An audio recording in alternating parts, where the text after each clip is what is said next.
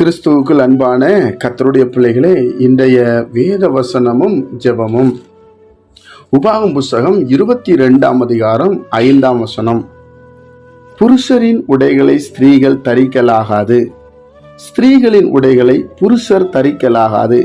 அப்படி செய்கிறவர்கள் எல்லாரும் கர்த்தருக்கு அருவருப்பானவர்கள். என் அன்புக்குரியவர்களே, வேத புஸ்தகத்துல இப்படியெல்லாம் எழுதி ஆவியானவர் நமக்கு கொடுத்திருக்கிறார். எதற்காக? நீங்களும் நானும் ஆசீர்வாதமா இருப்பதற்காக. நம்மளை உண்டாக்கின தேவன் அதை அருவருப்பா பார்க்கிறாராம். ஒரு பாலின ட்ரெஸ்ஸை இன்னொரு பாலினம் போட்டா அருவருப்பா பார்க்கிறாருன்னு பைபிள் சொல்லுகிறது, வேதம் சொல்லுது. இல்லைன்னா கண்டிப்பா எடுத்து சொல்ல மாட்டேன். தேவனுடைய பிள்ளைகளே, இது ஏன் மற்ற பாலினத்துடைய ட்ரெஸ் போட மற்றவங்களுக்கு ஆசையை தூண்டுகிறான் சாத்தான்? தேவனுக்கு நீங்க அருவருப்பா மாற வேண்டும் என்பதுதான் அவன் தூண்டுறான். இதுதான் அவனுடைய சூழ்ச்சியம். நீங்க தேவனுக்கு அருவருப்பா மாறிட்டீங்கன்னா அந்த ஆசீர்வாதத்தை நீங்க பெற்றுக்கொள்ள முடியாது. சரி, இங்க ஒரு கேள்வி வருது, எது புருஷரோட எது ஸ்திரீயோட? அது நமக்கு தெரியல. நம்ம நாட்டில் ஒரு உடைகள் இருக்கிறது, வெளிநாட்டில் ஒரு உடைகள் இருக்கிறது. சிலர் வித்தியாசமா போடுறாங்க. அந்த ஊருக்கு தக்கன நம்ம மாறிக்கொள்கிறோம். நம்ம நாடு சூடு நாடு, அதுக்கேற்ற மாதிரி ட்ரெஸ் பண்ணுறோம். சில நாட்டில் குளிர் தேசம், அதனால ட்ரெஸ்ஸு மாற்றிக்கொள்ளப்படுகிறது. எந்த ட்ரெஸ்ஸு போட்டாலும் எந்த உடை போட்டாலும் மற்றவர்கள் இச்சிக்கத்தக்க நம்ம உடைகளை போடக்கூடாது. நம்மளுடைய சரீரம் பாதுகாக்கப்பட வேண்டும். ஆண்டவர் தோல் உடைகளை உண்டாக்கினார் என்று சொல்லப்பட்டிருக்கிறது. நம்ம சரீரம் பாதுகாக்கப்பட வேண்டும். நம்ம சரீரத்திலோட அங்கம் பாதுகாக்கப்பட வேண்டும். இதை தேவன் விரும்புகிறார். ஏன்னா தேவ தூதர்கள் நம்மளோடு வாசம் பண்றாங்க. பரிசுத்த ஆவியானவர் நம்மோடு இருக்கிறார். அவர் முன்னாடி நம்மளை நிர்வாணமா வைக்க அவர் விரும்ப மாட்டார். அசிங்கமா நிக்க கர்த்தர் விரும்ப மாட்டார்.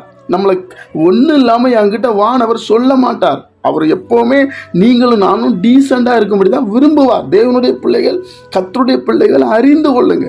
அவருக்கு முன்பாக நீங்க ராஜாக்களாகவும் ஆசிரியர்களாக இருக்கிறீங்க. அப்போ நீங்க ட்ரெஸ் போடுறீங்கன்னு சொன்னா உங்க ட்ரெஸ்ஸுனால மற்றவங்க இடறக்கூடாது.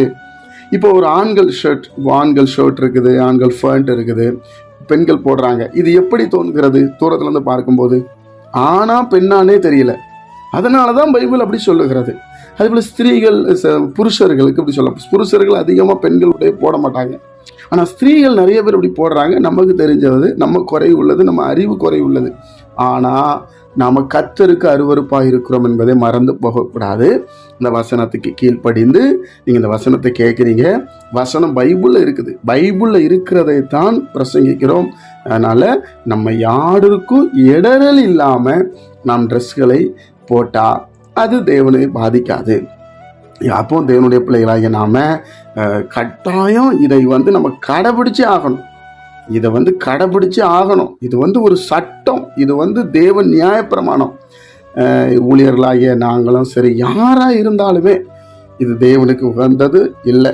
அதனால உங்க ட்ரெஸ் கோட் பாட்டில் நம்ம சரியா இருக்க வேண்டும் என்று வேதம் சொல்லுகிறது. தேவனுடைய பிள்ளைகள் அவங்க ஆத்மாவுக்கு சரீரத்துக்கு உத்தரவாதி, மற்றவங்க இல்லை. அவங்கவுங்க உத்தரவாதி. கர்த்தர்ட்ட கணக்கு கொடுக்க வேண்டும். சரியா? ஜெபிப்போம். பிதாவே, உம்முடைய குமாரன் இயேசு கிறிஸ்துவின் நாமத்தில் வருகிறோம். இந்த நாளை ஆசீர்வதித்து தாரும்.